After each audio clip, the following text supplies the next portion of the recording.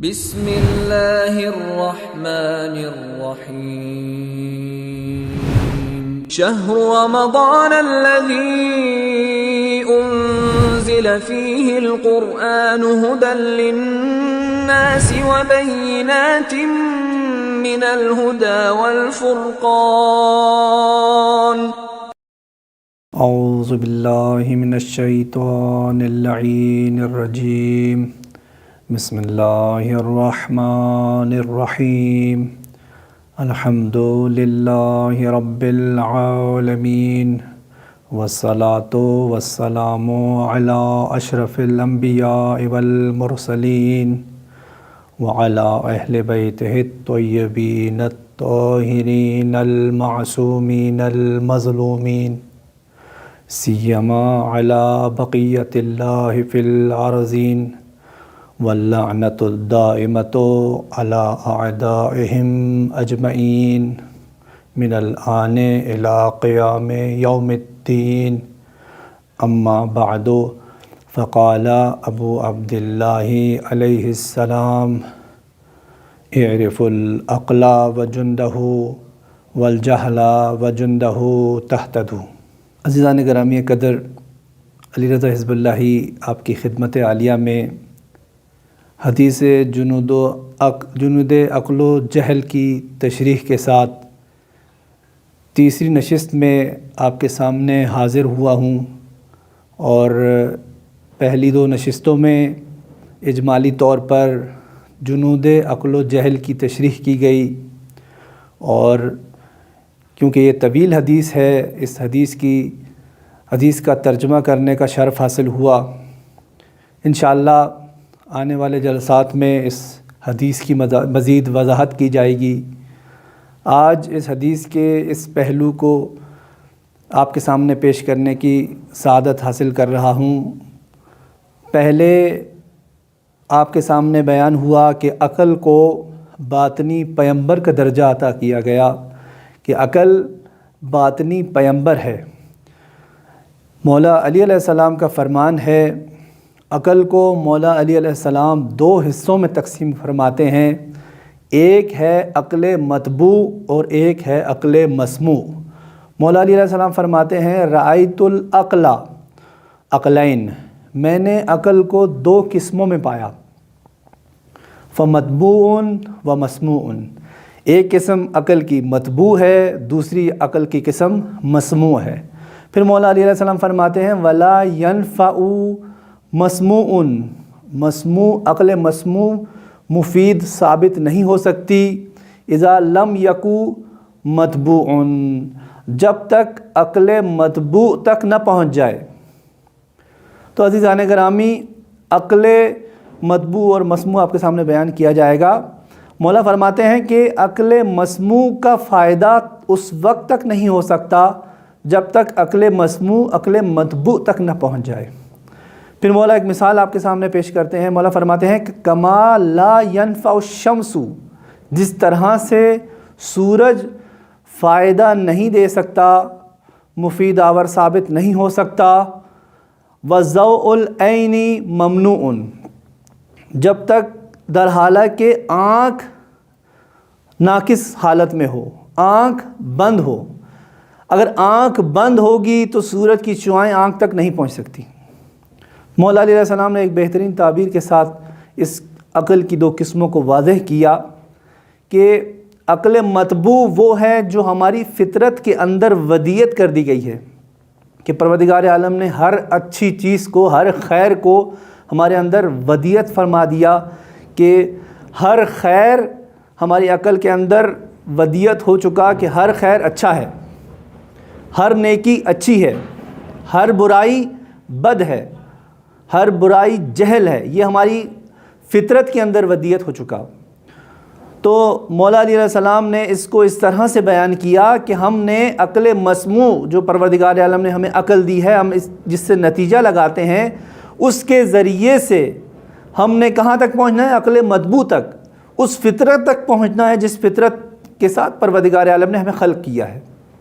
اب سوال یہ پیدا ہوتا ہے کہ عقل مطبوع ہر انسان کے اندر پیدائشی اعتبار سے برابر ہے، ایک بچہ اس دنیا میں آتا ہے تو اس کے اندر عقل مطبوع جو ہے وہ برابر ہے یا نہیں؟ تو اس کی مثال آپ کے سامنے پیش کرتا چلوں کہ جس طرح جڑواں ایک بچے جو دو بچے جو ہوتے ہیں جڑواں بچے، ان کی فطرت ہم دیکھتے ہیں تو ان کی فطرت ایک دوسرے سے مختلف ہے۔ ایک بچہ ادھر سے تو حاسد ہے، حسد رکھتا ہے اپنی فطرت کے اندر، اس کی شخصیت کے اندر حسد پایا جاتا ہے، لیکن حسد کے ساتھ ساتھ اس کے اندر صبر کا پہلو بھی پایا جاتا ہے۔ جبکہ دوسرا جو بچہ ہے جڑواں بچوں میں سے، اس کے اندر ایک طرف سے الفت پائی جاتی ہے تو دوسری طرف سے غصہ اور غضبیت کا پہلو پایا جاتا ہے۔ اب مولا علیہ السلام فرما کیا رہے ہیں؟ ہم نے عقل مسموع کے ذریعے سے اس بچے کے اندر کے جو حسد پایا جاتا ہے، اس حسد کو ہم نے الفت میں تبدیل کرنا ہے، اس حسد کو مطبوع تک لے کر آنا ہے۔ مطبوع کیا ہے؟ الفت ہے۔ اسی طرح سے جو بچہ مغضوب ہے، غصے کی حالت میں ہوتا ہے، زیادہ غضبناک ہوا کرتا ہے، اس کو ہم نے عقل مسموع کی مدد سے، اس عقل مسموع کی بدولت ہم نے کیا کرنا ہے؟ مطبوع تک لے کے آنا ہے۔ مطبوع کیا ہے؟ اس کا صبر ہے۔ اب بے صبرا نہیں ہے بچہ، غصہ اس کے اندر نہیں پایا جاتا۔ تو عزیزان گرامی، ہنر کیا ہے؟ ہنر یہی ہے کہ مسموع کے ذریعے سے انسان مطبوع تک انسان پہنچ جائے، یہی ہنر ہے۔ آیت اللہ بہجت فرماتے تھے کہ انسان اگر ایک چیز دیکھے کہ اس کے اندر کسی چیز کی برائی پائی جاتی ہے، کسی چیز کی کمی پائی جاتی ہے، مثال کے طور پر حسد پایا جاتا ہے یا غیبت کرتا ہے یا اس کے اندر بدبینی ہے، لوگوں کے بارے میں الٹا سوچتا ہے، تو اس کی پریکٹس کرے۔ پریکٹس اس طرح سے کرے، اپنے آپ کو تذکر دیتا رہے، اپنے آپ کو اس طرح سے تذکر دے کہ پروردگار، اپنے آپ سے سوال کرے کہ وائے ہو مجھ پر کہ میں نے غیبت کیوں کی، وائے ہو مجھ پر کہ میں نے کسی کے بارے میں برا کیوں سوچا، وائے ہو مجھ پر کہ میں نے کسی کے ساتھ جھوٹ کیوں بولا۔ اب آیت اللہ بہجت فرماتے ہیں کہ جس طرح جب انسان پریکٹس کرتا چلا جائے گا تو اس کے اندر ایک ملکہ پیدا ہو جائے گا، اور وہی ملکہ تقویٰ کا نام ہے، اور اسی ملکے کو تقویٰ کہا جاتا ہے۔ اسی ملکے کے ذریعے سے انسان عقل مسموع کے ذریعے سے مطبوع تک پہنچ جاتا ہے۔ ہم اپنی شخصیت کے اندر اگر بغور مطالعہ کریں تو ہمارے اندر جنود عقل و جہل پنہان ہے، جنود عقل و جہل پنہان ہے، لیکن بالقوہ طور پر ہمارے اندر جنود عقل و جہل پائے جاتے ہیں۔ اب ہم نے کیا کرنا ہے؟ جہل کے جو جنود ہیں، لشکر ہیں، سپاہی ہیں، ان کی پہچان کر کے ان کی سرکوبی کرنی ہے، اور عقل کے جو لشکر ہیں ان کی پہچان کر کے ان کو اپنی زندگی میں عملی بنانا ہے۔ مولا علیہ السلام فرماتے ہیں کہ جو چیز تم جس چیز کے نتیجے پر پہنچو کہ وہ چیز ٹھیک ہے مگر تمہارا دل نہیں مان رہا، تو ٹھان لو اس کام کو بجا لانے کے لیے، بس اپنی کمر کس لو کہ اس کام کو، کیونکہ یہ کام حق ہے۔ جب حق ہے تو اگرچہ میرا دل نہیں مان رہا، اگرچہ میرا دل اس بات پر راضی نہیں ہے، لیکن اس کو کرنے کی ٹھان لو۔ جب ٹھان لوگے تو ملکہ پیدا ہو جائے گا۔ ایک سوال جو فلسفے میں بھی آیا ہے کہ آیا جہل کا وجود ہے یا نہیں؟ فلسفے میں کہا جاتا ہے کہ جہل کا وجود نہیں ہے، جہل در حقیقت عقل کے عدم کا نام ہے۔ جہاں پر عقل نہیں ہوگی وہاں پر جہل ہوگا، جہاں پر عقل کا وجود نہیں ہو، اگر جہل کا وجود بالقوہ ہے تو اس کا وجود دراصل نہیں ہے، لیکن اگر اس کا وجود بالقوہ سے بڑھ کر بالفعل کی جانب آ گیا تو پھر اس کا وجود خارجی ہو جائے گا، خارجن اس کا وجود ثابت ہو جائے گا۔ شیطان کا کام کیا ہے؟ شیطان ہمارے اندر پائے جانے والے اس جہل کے لشکر کو، جو کہ بالقوہ کی حالت میں ہے، بھی ہمیں پہچان نہیں ہے ہمارے اندر، مثال کے طور پر حسد، ابھی ہمارے اندر سے حسد ظاہر نہیں ہوا، شیطان وسوسوں کی مدد سے ہمارے اندر حسد کو بالقوہ سے بالفعل کی منزلت پر لے کر آتا ہے، اور اس کا وجود خارجی پھر ظاہر ہو جاتا ہے۔ جب بالفعل کی منزلت پر پہنچ جاتا ہے جنود جہل تو شیطان پھر بھی نہیں رکتا، شیطان اپنی کوشش اپنی صحیح جاری رکھتا ہے، صحیح جاری رکھتے ہوئے اس بالفعل کو مزید تقویت عطا کرتا ہے، مختلف حربوں کے ذریعے سے بالفعل کو مزید مستحکم کرتا ہے۔